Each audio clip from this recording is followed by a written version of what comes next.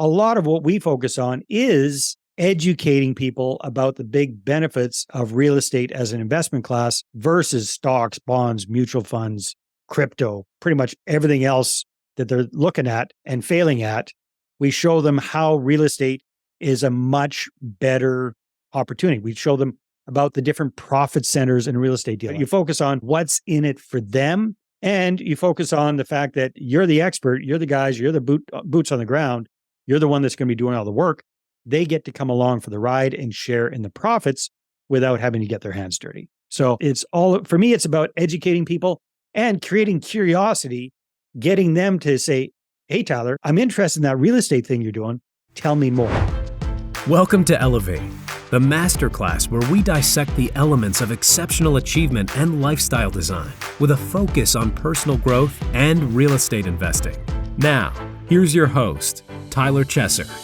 Elevate Nation, welcome back. This is Tyler Chesser. I'm so thankful to have you here, and I'm blessed and grateful to be sitting with Dave Dubeau today. Today, you're going to learn about the difference between attracting and chasing opportunities. As an investor, there's a massive difference, and there are strategies that you can employ to create that opportunity. You're also going to learn about Dave's backstory and some of the things that he's done that are really whatever it takes to succeed. And the way that he's evolved over the years is such a phenomenal clue for us as real estate investors, as entrepreneurs, because you know what? There are no guarantees, but there's a guarantee of growth if we find that opportunity to engage in that growth. And wow, today's episode is so good. Elevate Podcast is all about mindset, mind expansion, and personal development for high-performing real estate investors. I'm your host, Tyler Chesser, and I'm a professional real estate investor and entrepreneur.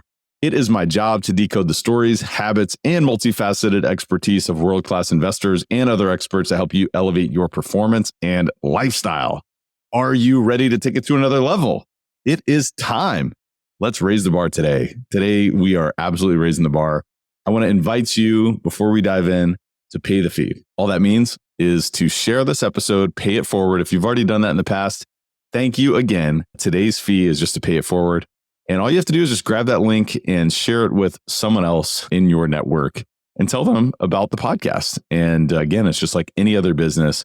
We grow by referral, and it's a pretty organic growth. And everybody that is involved here and listening, I just thank you so much. I thank you so much for taking time out of your day to listen to this.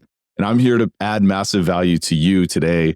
So I just appreciate you so much. I also want to invite you, if you have not done so already, to give us a rating, review, and subscribe or follow Elevate Podcasts on wherever it is that you listen to podcasts or watch podcasts. By the way, we are on YouTube, so you can check out any of these podcasts there. You can also listen on any podcast platform, but it is very important to us that you give us a rating and review. So please go ahead and do that real quick, and then we'll dive in.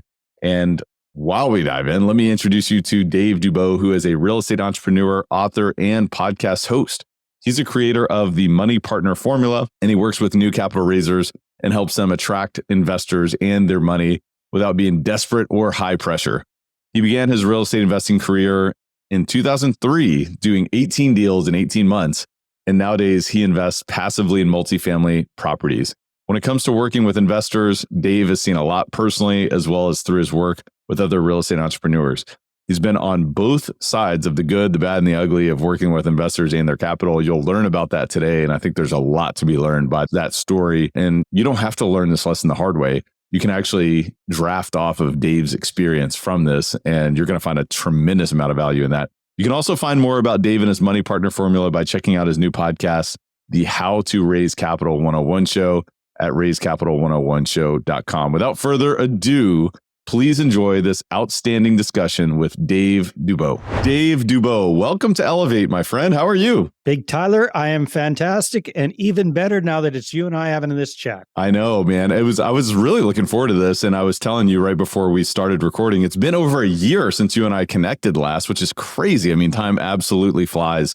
But I really got a lot of pleasure out of getting to know you last summer. You and I were working on a project together, but I've really gotten even more excited about this conversation as I've dug into you and your past and sort of what you've been up to. So I'm excited to introduce you to Elevate Nation today. as we dive into the You conversation. dug into my past and you still want to have this conversation? That's pretty good. There we go. That's right. I was going to ask you about Crime Times. Are you familiar with this? And you were on the cover. So let's talk a little bit about that. Yeah, I've dug into your past, but really surface level. So we're going to go deeper today. So we're going to ask you to give us all your deepest, darkest secrets. But as we kind of dig into that, man, tell us a little bit about your upbringing, your backstory. Kind of where did Dave Dubeau come from? Well, I grew up in the sticks in northern British Columbia, Canada, a very small town at that time of about 600-700 people, and went to school in the big city of Vancouver, British Columbia, graduated with a basically useless and what I call a BA, basically asinine degree in psychology, way back in 1990. And at that time, the economy was going through a little bit of a hiccup. Prize, nobody was throwing me amazing job offers with my useless degree in psychology and a 2.1 grade point average out of 4. So surprise, nobody has offered me jobs. So I thought, what the heck, I'll go see a little bit of the world. So I started traveling and I ended up living for about a year in Mexico, having some fun doing stuff there, traveling for about 2 years throughout Mexico and Central America. And then I settled down in a little country called Costa Rica and fell in love with that place, fell in love with a certain person in that place, and decided, hey, at that point, I was about 23, 24 years old. Why don't I plant my flag, so to speak, and start a business here? Now, you got to remember, Tyler, I was really clueless. I had no business background and no business being in business, quite frankly. But what the heck? I had $1,000 left to my name. And so I ended up starting a language training company. Very quickly realized that I didn't have the faintest clue about running a business or marketing a business or anything like that. So I became self-educated about marketing very quickly, managed to grow that little language training company from the bottom of the heap to the top 3 in a very crowded, competitive market in about 2.5 years, learning about direct response marketing. So that's kind of where I first got into business and started actually dabbling in real estate a little bit in Costa Rica. Did a couple of what I guess we would call pre-foreclosure deals in the late 90s, early 2000s, before moving back to Canada with my Costa Rican family, kicking and screaming all the way to the Great White North. So moved back in 2003. And everybody goes, Dave, why would you do that? You're living this tropical paradise lifestyle, the thing that everybody wants to retire to. You had it made. Life was pretty good. Tyler, I know you're familiar with Latin America. So you can live a lot better on a lot less down there than you can here. So, I mean, we had lived in a nice home and a kind of a gated community with guards and live-in maids and gardeners and all this kind of stuff that evaporated as soon as we moved back to Canada. So the reason we moved back was really our kids. So at that time, our kids were getting towards school age, and being the pasty-faced white guy that I am, whether you have money or not in Latin America, everybody thinks that you do. So there's a bit of a target on your back as well as that of your family. And there's not a huge risk, but there is a risk that you or somebody you love could get snatched, kidnapped, held for ransom, that sort of thing. Actually, I know several people that happened too. So doesn't happen where I live in Canada.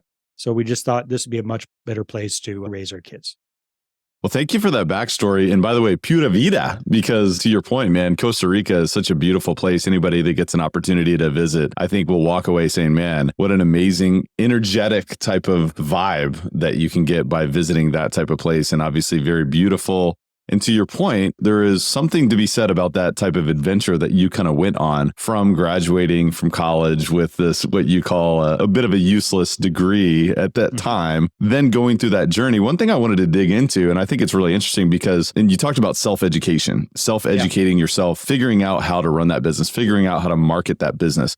One of the things that I think a lot of people don't realize is that most people who have done anything worth looking at or worth being proud of, at some point they didn't know what they were doing and they had to figure it out. And that self-education piece is a critical piece. Even if you have formal education and maybe you had a very valuable degree or maybe set of several valuable degrees, it still comes down to self-education. And so could you talk a little bit about what that process actually looked like? Because I know that there's got to be similarities in terms of how investors are figuring out how to go to the next level, how they're learning how to grow their portfolio, grow their team, find the next deal, make the right decisions. Talk to me a little bit about that self-education experience. Yeah, it was a real eye-opener for me, Tyler, because I was never a big fan of school. I was never particularly great at it. And that's because most of the courses I took, I had to take, I didn't want to take. I wasn't particularly interested in those topics. So then plunk yourself into something that is kind of make it or break it, right?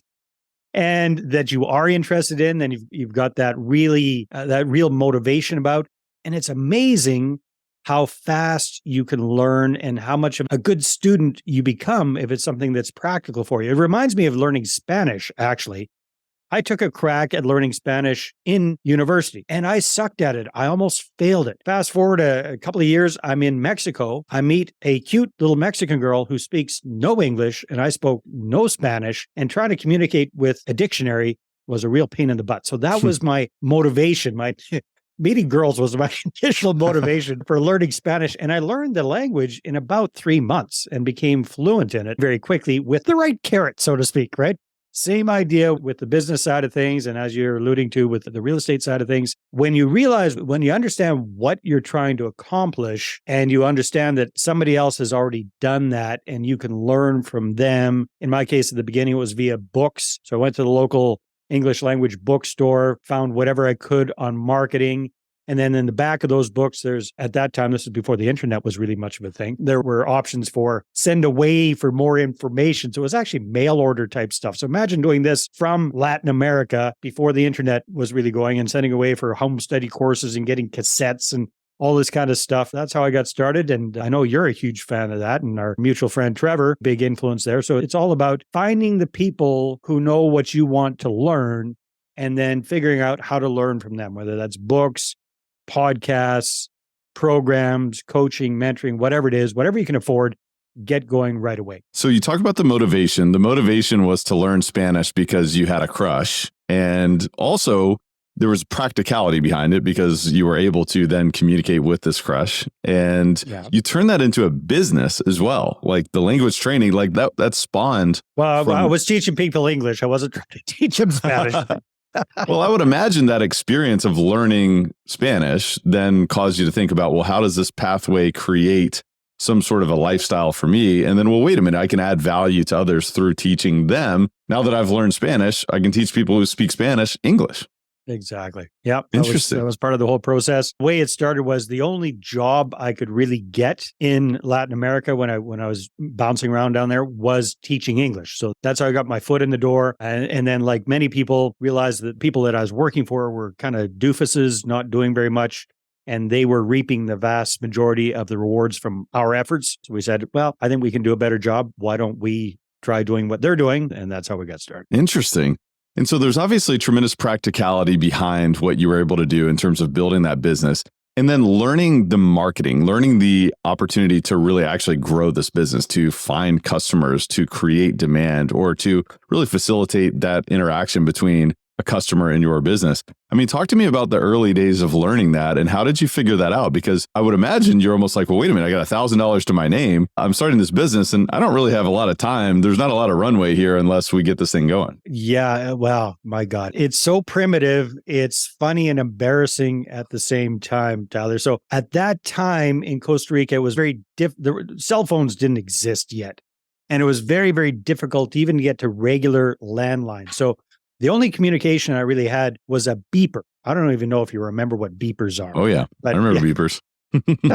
Beat me. Had a beeper. So I was living with my girlfriend at the time, and we had a crappy little apartment above a public payphone. But here's how my marketing started. And this is before I even took any training or courses. I figured, hey, we got to get the word out. So I remember staying up all night with the yellow pages of the local area, creating a list of companies I thought would be a good idea for them to have English training courses, creating this database, I think of 50 or maybe it might have got up to 75 companies, and wrote out by hand all of their addresses, didn't have a computer, didn't have anything. And then I had a business partner at the time who spoke Spanish very well. So then I wrote a sales letter by hand, got him to translate it, type it up on an old manual typewriter, which I then got on the bus, took to the local university and got somebody to write that out and put in some clip art because I thought that would look fancy, some clip art in a Word document, and then printed out 50 copies of this thing and then spent the next night writing out by hand addresses on envelopes, licking stamps, putting in all of these letters, and then sending them out in the mail. And I can remember I was such a ditz. I was so clueless. I figured, oh my God, the phone is going to ring off the hook. So again, you got to remember, I didn't have a phone. So the only way people could get a hold of me was to call this pager, leave a voicemail. I would get paged. I would go listen to the voicemail and then call the person back. That's how primitive this was in those days. And I remember 3 days go by and I'm thinking, okay, they should be landing. No beeps, no calls. 4 days, 5 days, 6 days. And okay, it's Costa Rica. The mail system's probably not that good. Finally, like on the 6th or 7th day, I got a beep, rushed down to the phone downstairs, called my voicemail, and it was a hang up. Oh my God. 2 days later, got another beep. And amazingly, somebody left a message. It was from a small private bank. My partner and I, they said, so we called them and yeah, we'd love to hear what you guys are doing. And we showed up there in our very best jeans and our cleanest shirts. Because we didn't or anything at the time. Went up there. We're doing our little spiel. Okay, what kind of experience do you guys have? And we've both been teaching for another company for a while. Okay, and how many clients do you have right now? Well, if you guys hire us, we'll have one. You got to start somewhere. And somehow they gave us a chance and we got started with them. But then I realized that I didn't have the faintest clue about anything. And that's when I got really motivated to get much better at the marketing side of things. Man, well, again, you have to start somewhere. And I think everybody can remember a time, or perhaps are going through that time themselves in their own business where it's like, wow, I got to figure it out. And some of the things that it makes me think about is when your back is against a wall and you have no other option but success, it's pretty cool, the resourcefulness that you can find. And this mentality of, hey, whatever it takes, there's no other option but figuring this out. And just the primitive nature of the direct response marketing that you were employing at the time obviously has now grown into a very sophisticated approach. And I know we're going to talk about that today, but what advice would you give yourself then from now about direct response marketing? Is there anything? Oh, yeah. Well, there's just about so much. About 1,000 things. Yeah. But you know what? At the end of the day, I wouldn't change that experience because that was formative. That was one of those things that was the eureka light bulb moment. And just the pain in the butt of that entire process, staying up all night, creating that list and stuffing envelopes and writing, all of that was wonderful for lots of things that I did in the future. And it's just, like you say, it's a matter of being willing to do whatever it takes. And it's kind of interesting, Tyler, because I know you're a big mindset guy. It was actually a negative motivator that kept me going because I probably left to my own devices would have quit many times over if I didn't have a negative motivator. And the negative motivator I had was prior to this experience in Costa Rica, I had run out of money. So I had gone back to Canada to work for a few months to save up, to bank some coin to make a go of it in Costa Rica. And I was staying with my father, and bless his soul, he heard this harebrained idea from his 23-year-old son that I wanted to go start a business in Costa Rica. And that time I didn't even really know what kind of business. I just knew I wanted to do something. And he told me, Dave, I love you, man, but I know you're my son and you don't have what it takes to be an entrepreneur. I've got friends who are entrepreneurs. I see what they have to do, drive, the passion, the killer instinct they've got. I don't see that in you, son. I love you dearly, but I think you should go back to school and become a teacher and get a good union job because that's all he knew. And Tyler, that ticked me off so much. That just burned a hole in my gut. And I just vowed to myself I was going to prove him wrong. Wow. And now, to his credit, 5 years later, or whenever the next time was that I came back to Canada, we saw each other and I was making a go of it. He said, hey, you know what? I remember what I told you there and I take it back. I was wrong. I apologize. Good for him. Good for him. But what a powerful motivator. I mean, I know in my own experience, when I left corporate, I remember a handful of people saying, hey, you'll be back. You'll be back. But I don't think people really mean negative things by that, but perhaps they're projecting their limiting beliefs to us by saying that. Maybe he didn't believe that he had what it took to be an entrepreneur. Well, yeah, he'd taken a crack at being his own boss a few times. It hadn't worked out for him. So he was a union guy. My mom was a teacher and she was a union person as well. A bit more entrepreneurial than my dad, actually. But that was the background that I kind of grew up in. Yeah. I like that. And I almost think about it's like you probably had this chip on your shoulder and you kept thinking about that. Like, I am going to prove him wrong. Absolutely. 110%. I mean, I absolutely. So when the going got tough and I was sniveling and wanting to quit, that's what always came to my mind. I did not want to prove my dad right. I wanted to prove him wrong. I love that. It makes me think of Michael Jordan too, because he almost made these things up. I remember watching the Last Dance documentary, and it was Michael Jordan was playing in some no importance kind of regular season game, And he made up this story in his mind that the other team said that he was just, and I don't even remember the details of it, but it was just, you're not the best player on the floor. And nobody even said that. He just made this thing up and he went out there and had this unbelievable performance. So there's something to be said about leveraging that type of emotion. What do you say about that? Well, it worked for me, that's for sure. And yeah, that was the burning driving force behind a lot of my actions for a long time. So I love that. And then sometimes negative things can turn out to be positive. Certainly. And we have to understand that it is about leveraging those things. It's not about believing that, because at the end of the day, you could have believed that and said, well, okay, well, if my dad says that, then I guess that's true, right? Exactly. So we all have a choice. And at any moment, we're making a choice and we're deciding where we're taking our next action. So as you were proceeding forward, obviously you had this very impactful experience building your first business. And you made the decision to go back to Canada. Talk to me about in 2003, you got into real estate, right? And from what I understand, 18 deals in 18 months. Talk to me about that. Yeah. So it was another almost starting from scratch kind of experience, Tyler, because we decided to move to Canada and I hadn't been able to sell my business in Costa Rica. So by the time we packed up and moved everything, I didn't have a heck of a lot of money. And I had been self-employed for so long, I was pretty much unemployable. I still had my basically useless degree in psychology, so I didn't have any huge skill sets that people were going to be hiring me for, except for maybe McDonald's, which wasn't going to cut it. And we moved to a brand new city that I didn't have any contacts in, didn't have any family here. So I was starting over from scratch without very much money and almost, even though I was Canadian, almost like a new immigrant because I didn't have any credit either. I've been gone so long.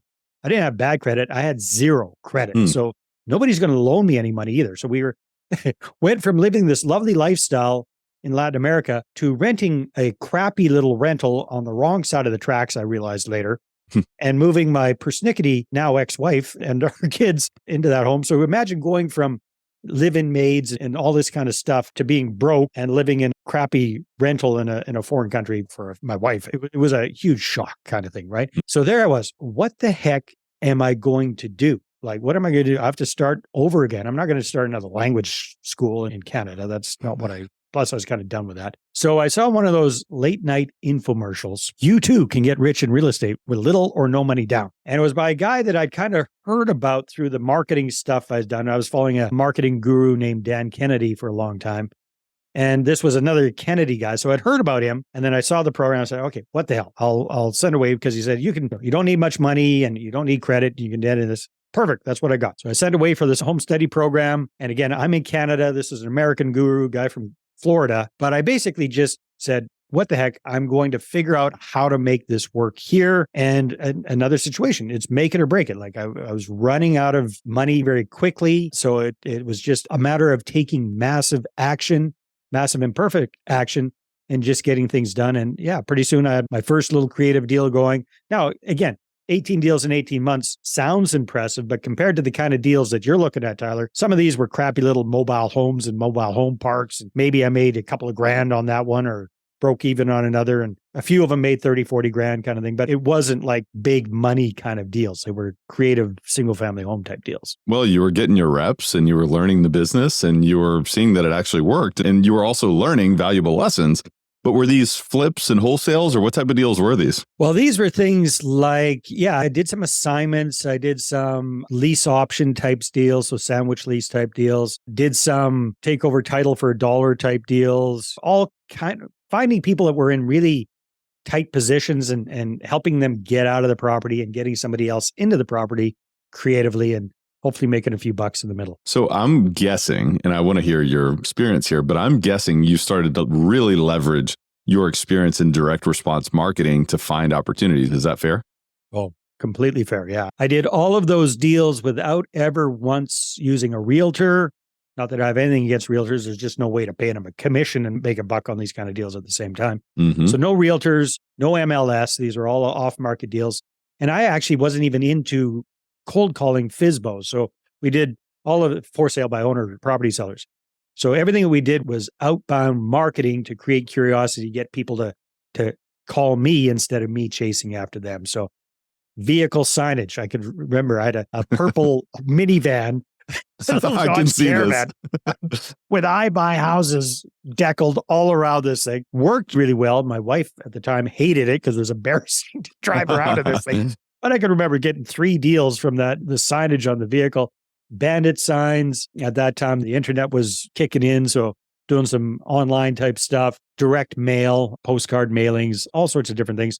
And I live in a fairly small city. So, I mean, city size at that time was about 80,000. So yeah, it worked really well. So the goal there was to just make it, right? In the very beginning, you're like, you see this late night infomercial and you're like, all right, even I with no money can make some money in real estate. So you started to employ these strategies and these ideas. Obviously, I'm sure you learned the hard way. I'm sure you made mistakes in many ways.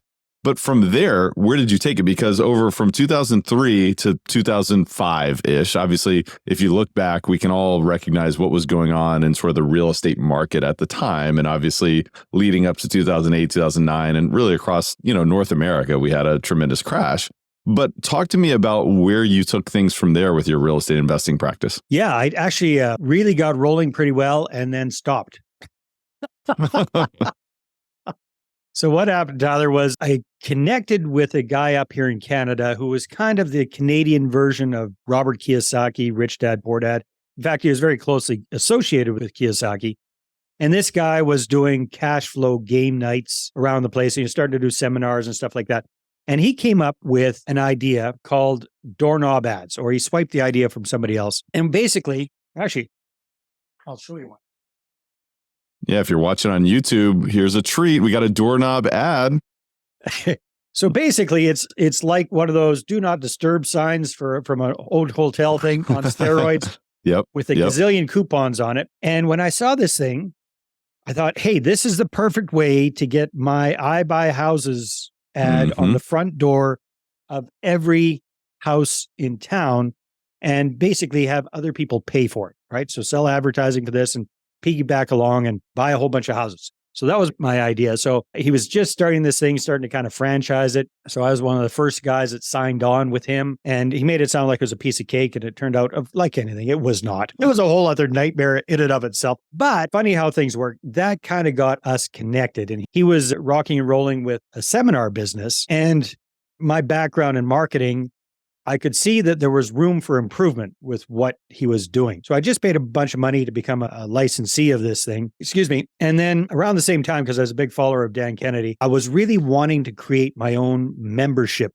program of some sort. So I was trying to figure out what I was going to create this newsletter, CD of the month type thing about. What I clued in, I said, well, hey, this guy has got a massive audience. He's doing a lot of stuff around real estate, but when he leaves town, there's nothing. There's crickets, right? So why don't I try to join forces with this guy? He's got the audience. I'll do the work for creating this newsletter program, and we can JV and share the profits. So I pitched him on that idea, and he liked it. So we started doing that. And then I kept kind of, saying, hey, man, if I were you, I would do this differently, or I would do this. Or the big idea I had for him was, you're going to the big markets, you're going to the big cities. Nobody at that time was going to the small cities. Why don't you try going to these smaller centers outside of the big cities? There's not going to be competition and you'll do really well. Shut up. I don't want to hear. But so I kept nagging him about this. And finally he said, okay, will you shut up if I give this a try and prove to you that it's not going to work? I said, sure. I said, okay. So let's go to where you live, Kamloops, which at that time, small city, about 80,000. He's usually going to Vancouver's and Toronto's and the bigger centers. So bottom line, Tyler, to make a long story hopefully short, with 1/3 of his normal marketing budget in a population center, 1/10 the size of the normal population centers, we got over 650 people came out to the event that he put on here in a town the size of with 80,000 people as a population. That was over double what he was getting out to his events in Toronto and Montreal and Vancouver and Edmonton, Calgary, those kind of places. So that he finally said, okay, I won't tell you to shut up anymore. In fact, why don't you come on board and be my director of marketing? So then I got really busy with that and stopped doing the creative type deals because I was hair back, just focusing on helping him to grow his company, which I did for about 5 years. So real quickly, what was the difference and what was the reason why those smaller cities were drawing so much more of an interest level? What are your thoughts on that? We were lonely. You think so? No, not lonely, but being facetious. Nobody was none of the big seminar people were coming to the smaller centers at that time. As soon as we started doing it, then everybody jumped on and they started coming to the smaller So centers. it's just an untapped market or completely markets. Untapped market. Got it. Completely untapped market. Yeah. The other markets were maybe a dominated bit more saturated, so to speak. Exactly. Yeah. Got it. Completely untapped market. Hey guys, I want to remind you to check out CF Capital. CF Capital is the premier boutique real estate investment firm in the Midwest and Southeast region of the United States. We are a national real estate investment firm with a purpose. We provide property investment and asset management solutions to help passive investors maximize returns on high-value multifamily communities. But our investments go far beyond acquisitions. We invest in people. We are in the business of elevating communities and raising the bar for everyone within our ecosystem. CF Capital is a real estate investment firm focused on the acquisition and operation of multifamily assets. We confidently deliver tax-advantaged, stable cash flow and capital appreciation with a margin of safety. By investing alongside our team, investors can preserve and grow their wealth without having to deal with tenants, termites, or toilets. Investors come and stay for the outsized returns we create in our deals while appreciating the ancillary opportunity to make a bigger impact that only CF Capital can provide. If you're an investor and want to invest with us, here's how. Learn more about CF Capital at cfcapllc.com or by simply clicking the link in the show notes of this episode. We will see you on the inside of this powerful community. So let's elevate communities together. Yeah. So that's really interesting. I want to get back to marketing because there is a difference between, and you say this all the time yourself, there's a difference between attracting and chasing deals. And I think a lot of folks, and there's a difference between attracting and chasing deals, attracting and chasing capital, opportunities, partners. I mean, the list goes on and on. That's why I think that this stuff is really important. I hope the listeners are reading between the lines of our conversation so far, because yes, we're talking about your background, we're talking about your story, but what we're also doing is we're talking to an expert in marketing, someone who is self-educated and someone who has really proven that you have the chops to deliver and to create demand and to facilitate and deliver value to people who understand that message. And when they become attracted to that message, take action on that. So I want to kind of fast forward a little bit. I do want to talk about your marketing approach and what that difference is between attracting and chasing. But when did you first learn about raising capital for real estate? When I fell flat on my face trying to do it, Tyler. Okay. So this was 5 years after, or? Yeah, you'd think I'd be smarter at that point. But bottom line was, I got back into real estate investing after about 5 years, doing a different strategy that actually involved coming up with down payments and buying stuff a little bit more traditionally. And like most people, by that, I self-financed my first couple of deals, ran out of cash, ran out of credit.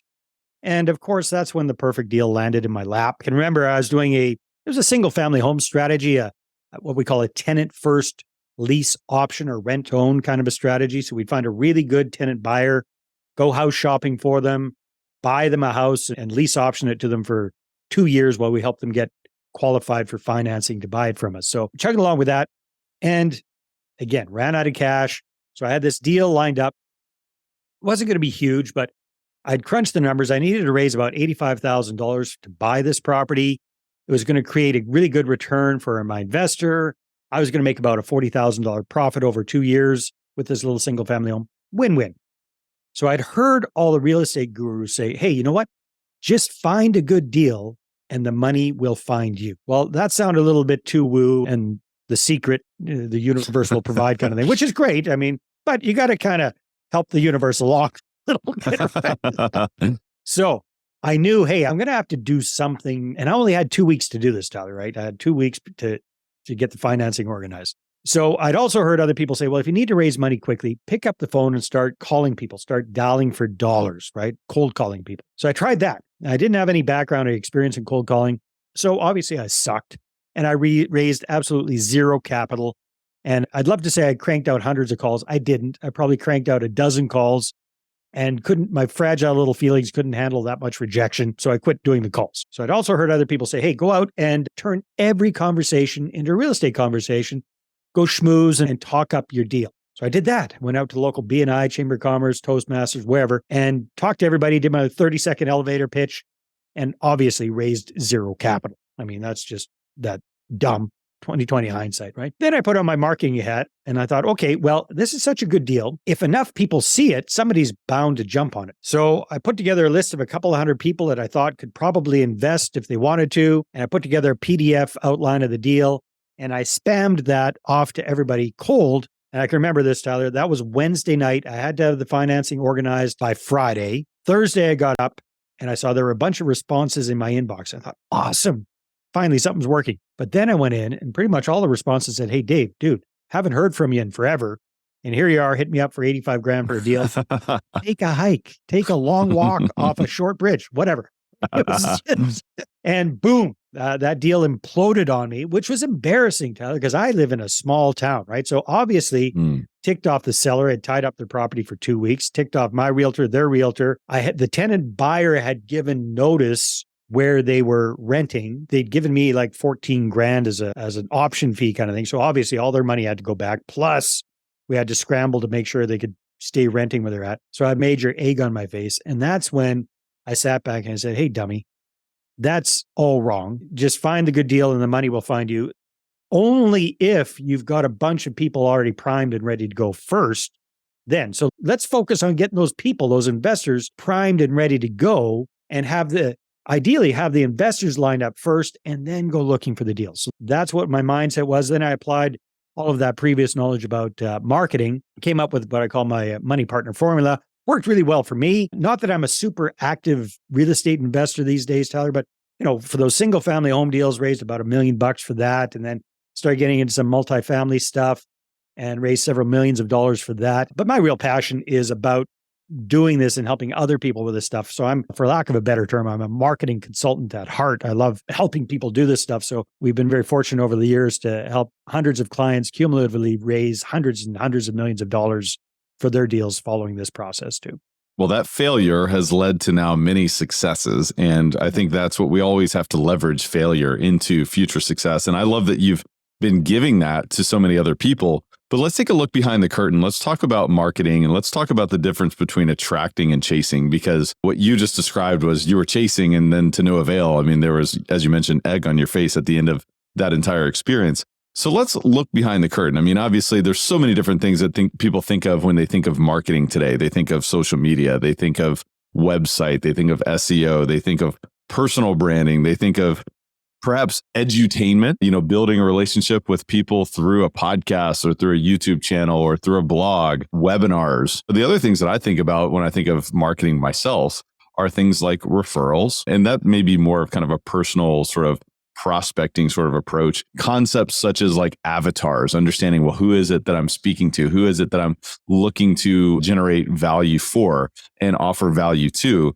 Leveraging individuals or systems like VAs or other systems to help you kind of get that message out there. So these are all like the different components like scattered out there. But when you think of marketing, when it comes to real estate investors in particular, when it comes to attracting opportunities, attracting deals, attracting capital, attracting partners, how do you think about it? How do you make sense of this entire process? Well, it really depends on where your listener or viewer is coming from, right? So the people we can help the most are what I call the new capital raisers, people who are just getting started. They've self-financed their first few deals. They've run out of cash, run out of credit. Now they need to bring on joint venture partners or investors. They're just getting started. They don't have a track record of working with other people's money yet, right? So where do you get started? Now, my blundering around and messing things up was 2020 hindsight really dumb, but really good experience because I did do a few things right. A few things right, but I implemented incorrectly. So the idea of coming up with a target group of potential investors, people who already know you and like you and trust you, is a massive shortcut. So for most people getting started with raising capital, their first investors or joint venture partners are going to be friends, family members, coworkers, business associates, people that they have that pre-existing relationship with. So what I always recommend is let's start there.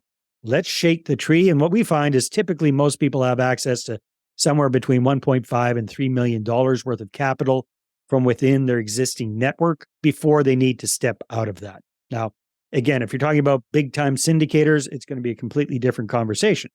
But we really focus on the mom and pops who are just getting started. Does that make sense? It does. And one thing that I'll also add to that is that I think that people need to think about, if you're going to be attracting capital to your opportunities, the people that you are priming, they need to be predisposed or at least inclined to invest in real estate. You can't be convincing them as well that real estate is the right move and here's why. Perhaps over time, you can educate and you can take time to build that trust and confidence in why sort of your approach makes a lot of sense. But do you agree to that? Yes and no. Yes and no. I think within your network of friends, family, coworkers, business associates, let's say you come up with a target group of 200 people.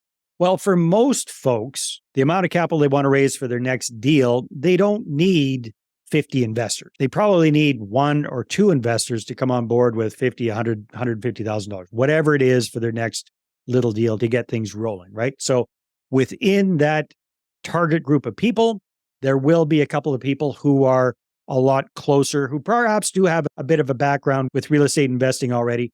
However, a lot of what we focus on is educating people about the big benefits of real estate as an investment class versus stocks, bonds, mutual funds, crypto, pretty much everything else that they're looking at and failing at. We show them how real estate is a much better opportunity. We show them about the different profit centers in a real estate deal. I know you're a big multifamily investor. So 8 different profit centers that I'm aware of in a multifamily deal, right? Depending, you're doing flips or be less profit centers, but you focus on what's in it for them. And you focus on the fact that you're the expert, you're the guys, you're the boots on the ground. You're the one that's going to be doing all the work. They get to come along for the ride and share in the profits without having to get their hands dirty. So for me, it's about educating people and creating curiosity, getting them to say, hey, Tyler, I'm interested in that real estate thing you're doing.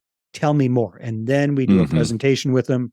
That's where it is. So it's creating that curiosity, the big benefits that you talked about, edutaining communication. I'm a big fan of that. A little bit of education, a little bit, hopefully, of entertainment as well, and always encouraging people to reach out for more info. And there's the decision between all of the different marketing channels, right? You've got email marketing, you've got social media, you've got standalone, just sort of digital marketing, general digital marketing. Of course, you've got video content, you've got audio content, you've got all of these different sort of channels that you can take to spread that message and to build those relationships. And some people may feel a little bit overwhelmed by that, but what suggestions do you have for folks who are saying, you know what, I do want to prime a community, or I want to prime, whether it's individuals who may want to passively invest in my deal, or maybe it's other partners who I may want to joint venture with and join forces, and maybe it's I want to develop something. And there's so many different, obviously, approaches in the real estate investing business across the board. But what sort of channels do you suggest that people start with and kind of as they get more sophisticated sort of build towards? Yeah, I suggest that you start by playing to your strengths. So what do I mean by that? If you enjoy writing, then focus on that. And that could look like blog posts. That could look like electronic newsletters or e-zines. Could look like physical newsletters. Those are super high impact these days because nobody does them. These different kinds of things that if you're comfortable doing that, then do that. If you'd rather stick a needle in your eye than write, I understand that too. That's fine. Then maybe video, right? Like you and I, Tyler, where you're amazingly pleasant to look like, really easy on the eyes, and we're smart and we're witty and we're modest. So people like watching. But if you're comfortable doing that, then video can be a really effective thing to do as well. But pick one thing that, I don't know if I would say that you enjoy doing, but at least you don't mind doing, and you can do it on a consistent basis and get that rolling first, whatever that looks like for you, right? So that's what I always recommend. When we're working with clients, we actually do a whole variety of different things. We do for our clients, they're communicating with their list at least once a week. So first week of the month is electronic newsletter, then a blog post, then a video log, then another blog post. Then the next month, same idea, e-zine, blog, video log, blog. So drip. Ideally work up to where you're communicating with your list at least once a week. I love that. Start where you start. One of the most successful investors I know started off with a monthly, and for the years, all she did was a monthly electronic newsletter, raised mega millions of dollars, built up a huge portfolio, just cashed out recently, all on the back of a monthly electronic newsletter. It is pretty interesting. The people who have the most success try to keep it pretty simple. And yes, you can stack on that success. You can add additional approaches over time. But I think it is pretty cool to kind of observe that pattern that we don't have to overcomplicate this. And no, and there's always going to be a new thing. And should I be dancing on TikTok? And should I be? Probably not. That makes me feel better because I'm not doing that. It didn't work well. Didn't work well for me, Tyler. Don't look it up.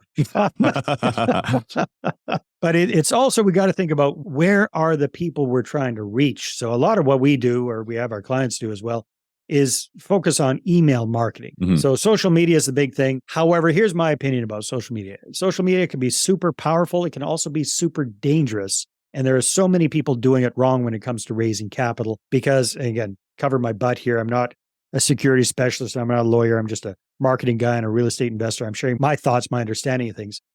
It can actually be illegal for you and I to pitch deals on social media because that's a public platform. So unless you're set up with certain structures or exemptions, 506Bs and 506Cs and all that good stuff that I'm sure you've talked about, then you have to be really careful with that. And you'd want to use social media as a way of educating people and starting that relationship. So if you're going to be using social media, for sure, you can feature the properties that you're working on. You can feature the deals that you're looking at. Just don't be talking about returns on investment. Don't be actively soliciting investors from that. Use it more as a platform for educating and showcasing yourself as somebody who knows what they're doing. Yeah, and ultimately build your team and be advised by your team that there are certain rules and laws that apply as you build this sort of approach and you're building your community. So thank you for that reminder. Always CYA, right, as you apply these strategies. So Dave, this is super helpful and I really appreciate this conversation. It's been really fun to dig into your background and your story. For folks who want to learn more about your money partner formula, they just go to moneypartnerformula.com. Is that correct? Yeah, that's my main website. But what I'm really excited about these days, Tyler, is I've just started a brand new podcast called the How to Raise Capital 101 Show. So wherever you're listening to Tyler's wonderful podcast, you can check that out. If you're interested in learning how to raise capital, if you're just getting started with that, you want to expand your portfolio using other people's money, then you might want to check that out because the first 9 episodes of the show are like a mini course on that entire money partner formula. So you can find that anywhere you like to listen to podcasts. Good stuff, Dave. We'll put a link in the show notes as to where the listeners can find your podcast as well as Money Partner Formula. So with all that said, Dave, I want to transition into the rapid fire section of the podcast. It's called the Rare Air Questionnaire. It's all about being uncommon. I mean, your story is one that you've just never given up and you've faced challenges and you've persisted. You've continued to get the information and apply that intel and go out there and continue to iterate and move forward. So I just appreciate that. And I've enjoyed our conversation. But if we were to look at a few things, I would love to know, if you had to point to 2 or 3 of the most impactful books that you've read over the past few years, what would those be and why? Yeah, one book I really love is called The Ultimate Sales Machine by the late, great Chet Holmes. The Ultimate Sales Machine. That is an amazing book. So I highly recommend that. And then another one that's a little bit newer is called Who Not How. And I'm sure you've heard of that one and lots of people have talked about that. But that's one of my mentors, Dan Sullivan, wrote that with Hardy. And just the title kind of says it all. It's not a matter of always trying to figure stuff out on your own and being the Lone Ranger. If somebody already knows how to do what you're trying to do, instead of you learning it all from scratch, maybe just get them to do it for you. Absolutely. That's a great idea. So those are 2 books that popped to mind.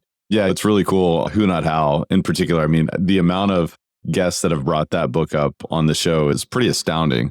But one of the coolest things about that book is that the entire book was written by not Dan Sullivan. It was written by Ben Hardy. And he's clearly exhibiting the who, not how principle just by it's unbelievable. And here's the story behind the story. Who Not How is not even his idea. It's actually Dean Jackson's idea that he shared with those guys and they took it and ran with it. They actually give him credit in the book as well. But yeah. I love that. Thank you for that. We'll put links in the show notes as where the listeners can find those books. And aside from what we've already talked about today, Dave, what's the biggest way that you elevate your life on a daily basis? Well, I kind of go in fits and starts, Tyler. So I'd love to say I've got a practice that I've been doing for years and I meditate for 3 hours and I don't. I do tend to be an early riser and I change it from time to time, but I have a process that I go through. So I like to do some exercise first thing in the morning. I like to do some reading first thing in the morning. I like to do some planning first thing in the morning. So I do all of these things. And it took me a long time, but I finally put together my first vision board, believe it or not. And I have that stuck up on my wall. So I get a face full of that every time I look in that general direction. And that's inspiring as well. Very cool. So what are the most inspiring and exciting about your vision board? Anything in particular? Well, I've got stuff here about family and lifestyle and giving back and health and travel and investments and work. And it just keeps it, not that I'm where I want to be yet with any of those, but it definitely keeps it front and center. And I see a lot of things really starting to come together. For example, giving back. So during the pandemic, a lot of us kind of isolated. So I've joined my local Rotary group and become quite involved with that, really enjoying that. Traveling a lot more than we were obviously before. In fact, heading out to Spain the day after tomorrow. So yeah, it's coming together.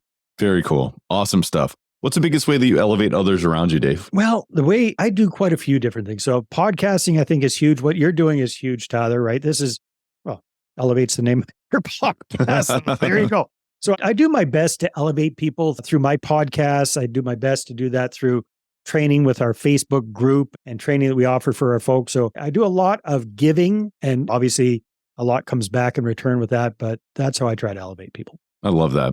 Well, Dave, you've always struck me as a guy I'll try not who to is strike you, but yeah, don't strike me, please. But you have always struck me as an individual who is genuinely here to offer value. And so I just appreciate that. I wanted to acknowledge you for that. And I just want to show you my appreciation for taking time to be on the podcast today. Is there any parting thoughts or words of wisdom that you'd like to share with Elevate Nation today? You know what? We're all nervous and scared about things. I still am to this day. And I think everybody is about something, but it really is a matter of facing those fears and taking action and really doing something. That's what makes all the difference. And you might not succeed, but at least you won't be scared anymore and you'll learn something and you'll be on your way. So if you're feeling stuck, just do something that makes you feel a little bit uncomfortable in the direction that you want to go.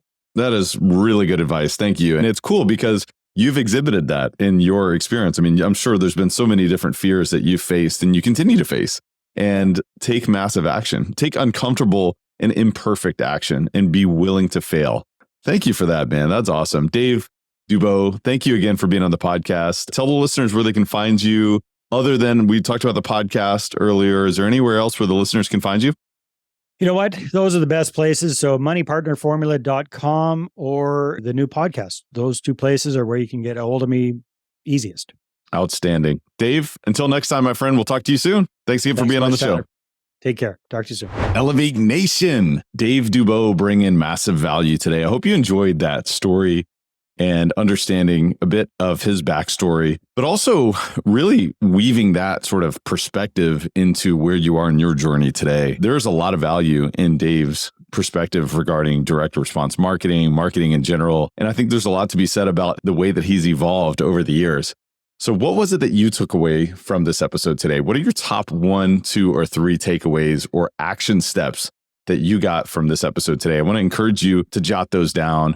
And I also want to encourage you to share this with a friend and have a discussion about what you learned today. And how does that impact how you're moving forward in your own real estate investing business? Is it about attracting capital? Is it about attracting opportunities? Is it about attracting partners? Is it about attracting? What is it that you are looking to attract? And what is it that you're committed to doing whatever it takes to create in your life? I just think that Dave Dubeau is obviously, he's a real deal. He's a genuine guy and someone who's very approachable. So I hope you enjoyed this conversation. I want to encourage you to engage in repetition, the mother of all skill. Re-listen to this episode. You're going to learn twice as much. Ultimately, the call now is to take massive action. So I want to implore you that knowledge is not power. It is only potential power. So it is an opportunity for you to take action. Until next time, Elevate Nation, thank you so much for tuning in, and we will see you next time. Thank you for listening to Elevate. If you enjoyed this episode, be sure to rate, review, subscribe, and pay it forward by sharing with a friend. Most importantly, take this opportunity to elevate your results by taking immediate action on what you learned. For more, visit elevatepod.com.